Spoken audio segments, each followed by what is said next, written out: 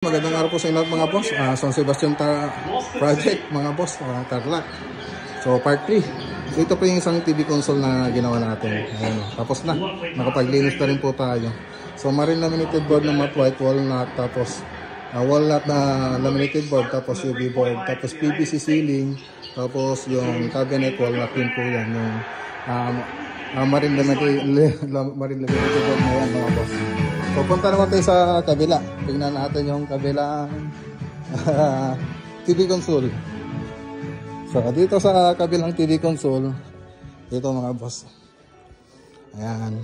So ganun din yung mga sinabi ko kanina na materials, ganun din po yung ginamit natin dito. Kaya lang, dito, nasa 35 cm po ito.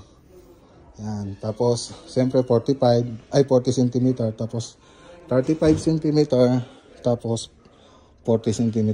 So ganun lang po yung mga sukat niya. So ipapakita ko rin doon sa kabilang video yung mga sukat na ito. Okay, so ito yung unang ginawa natin, tapos sumunod yung sa may pavilion. Okay, maraming salamat kay Ma'am Ditas at kay Sir Larry Domingo. Okay, magandang araw po sa lahat at God bless.